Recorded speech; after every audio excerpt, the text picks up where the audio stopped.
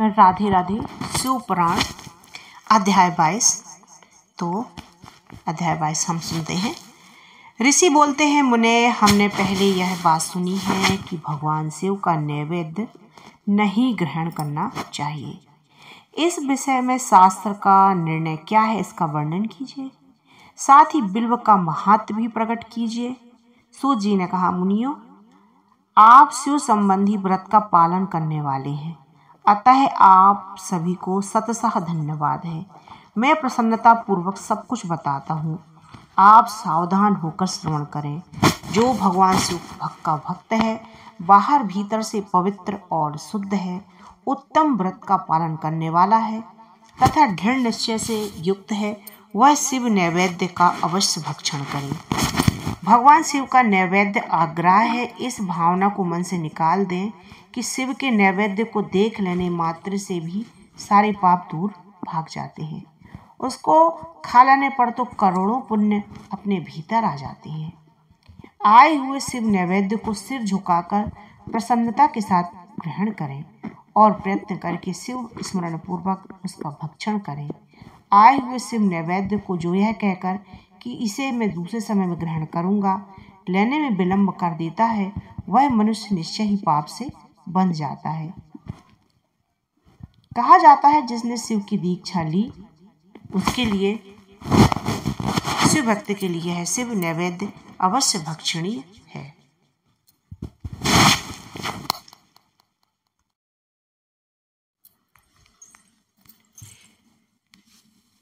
शिव की दीक्षा से युक्त शिव भक्त पुरुष के लिए सभी शिवलिंगों का नैवेद्य शुभ एवं महाप्रसाद है, अतः वह उसका अवश्य भक्षण करे। परंतु जो अन्य देवताओं की दीक्षा से युक्त है और शिव भक्ति में मन लगाए हुए हैं, उनके लिए तो शिव नैवेद्य भक्षण के विषय में क्या निर्णय है, इसे आप लोग प्रेम पूर्वक सुने। ब्राह्मणों, जहाँ से साल ग्राम शिला की उत्पत्ति होती है, वहाँ के उत्पन्न लिंग में रसलिंग, पादर लिंग में पाषाण, रजत, स्वर्ण में निर्मित लिंग में देवताओं तथा सिद्धों द्वारा प्रतिष्ठित लिंग में, केसर निर्मित लिंग में, स्फटिक लिंग में, रत्न निर्मित लिंग में तथा समस्त ज्योतिर्लिंगों में विराजमान भगवान शिव के नैवेद्य का भक्षण चांद्रायण व्रत के समान पुण्यजनक है। ब्रह्म हत्या करने वाला पुरुष भी यदि पवित्र होकर शिव निर्माल्य का भक्षण करके उसे सिर पर धारण करे तो उसका सारा पाप शीघ्र नष्ट हो जाता है। पर जहाँ चंड का अधिकार है, जहाँ जो शिव निर्माल्य हो, उसे साधारण मनुष्यों को नहीं खाना चाहिए। जहाँ चंड का अधिकार नहीं है, वहाँ के शिव निर्माल्य का सभी को भक्ति पूर्वक भोजन ग्रहण करना चाहिए।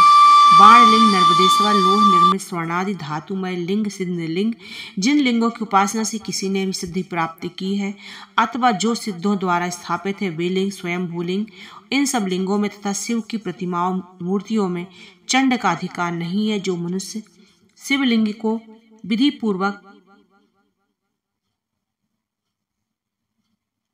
स्नान कराकर उस स्नान के जल को 3 बार आचमन करता है, उसके कायिक, वाचिक और मानसिक तीनों प्रकार के पाप यहाँ नष्ट हो जाते हैं। जो शिव नैवेद्य पत्र, पुष्प, फल और जल आग्रह है, वह सब भी साल ग्राम शिला के स्पर्श से पवित्र ग्रहण के योग्य हो जाता है। मुनीश्वरों, शिवलिंग के ऊपर चढ़ा हुआ जो द्रव्य है वह आग्रह है। जो वस्तु लिंग स्पर्श से रहित है, अर्थात जिस वस्तु को अलग रखकर शिव जी को निवेदित किया जाता है, लिंग के ऊपर चढ़ाया नहीं जाता, उसे अत्यंत पवित्र जानना चाहिए। मुनिवरों, इस प्रकार नैवेद्य के विषय में शास्त्र का निर्णय बताया गया है। अब तुम लोग सावधान हो, आदर पूर्वक बिल्व का महात्म्य सुनो। यह बिल्व वृक्ष महादेव का ही रूप है। देवताओं ने भी इसकी स्तुति की है, फिर भी जिस रूप में जिस तरह की महिमा कैसे जानी जा सकती है। तीनों लोकों में जितने पुण्य तीर्थ प्रसिद्ध हैं, वे संपूर्ण तीर्थ बिल्व के मूल भाग में निवास करते हैं। जो पुण्यात्मा मनुष्य बिल्व के मूल में लिंग स्वरूप अविनाशी महादेव जी का पूजन करता है, वह निश्चय ही शिवपद की प्राप्ति करता है। जो बिल्व की जड़ के पास से जल से अपने मस्तक को सींचता है, वह संपूर्ण तीर्थों में स्नान का फल पा लेता है और वहाँ इसी भूतल पर पावन माना जाता है। इस बिल्व की जड़ के पास परम उत्तम थाले को जल से भरा हुआ देखकर महादेव जी पूर्णतः संतुष्ट होते हैं। जो मनुष्य गंध, पुष्प आदि से बिल्व के मूल भाग का पूजन करता है, वह शिवलोक को पाता है। और इसी लोक में भी उसकी सुख संतति बढ़ती है। जो बिल्व की जड़ के समीप आदर पूर्वक दीपावली जलाकर रखता है वह तत्व ज्ञान से संपन्न हो भगवान महेश्वर में मिल जाता है।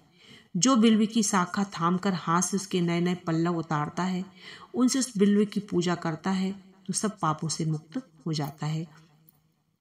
जो बिल्व की जड़ के समीप भगवान शिव में अनुराग रखने वाले एक भक्त को भी भक्ति पूर्वक भोजन कराता है, उसे कोटि गुना पुण्य की प्राप्ति होती है।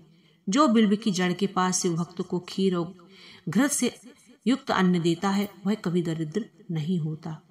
ब्राह्मणों, इस प्रकार मैंने सांगोपांग शिवलिंग पूजन का वर्णन किया। यह प्रवृत्ति मार्गी तथा निवृत्ति मार्गी पूजकों के भेद से दो प्रकार का होता है। प्रवृत्ति मार्गी लोगों के लिए पीठ पूजा इस भूतल पर संपूर्ण अभिष्ट वस्तुओं को देने वाली होती है। प्रवृत्त पुरुष सुपात्र गुरु आदि के द्वारा सारी पूजा संपन्न करे और अभिषेक के अंत में अगहनी के चावल से बना हुआ नैवेद्य निवेदन करे। पूजा के अंत में शिवलिंग को शुद्ध संपुट में विराजमान करके घर के भीतर कहीं अलग रख दे। निवृत्ति मार्गी उपासकों के लिए हाथ पर ही शिव पूजन का विधान है। उन्हें भिक्षा आदि से प्राप्त हुए भोजन को ही नैवेद्य रूप में निवेदित कर लेना चाहिए। निवृत्त पुरुषों के लिए सूक्ष्म लिंग ही श्रेष्ठ बताया जाता है। वे विभूति से पूजन करें और विभूति को ही नैवेद्य रूप से निवेदित भी करें। पूजा करके उस लिंग को सदा अपने मस्तक पर धारण करें। राधे राधे। भजन। ओ मैंने सारे सहारे छोड़ दिए, बस तेरा सहारा काफी है। मैंने सारे सहारे छोड़ दिए, बस तेरा सहारा काफी है। मुझे चाहे नहीं दुनिया भर की, बस तेरा नजारा काफी है। मुझे चाहे नहीं दुनिया भर की, बस तेरा नजारा काफी है। मैंने सारे सहारे छोड़ दिए, बस तेरा सहारा काफी है। तेरी चाहत में जग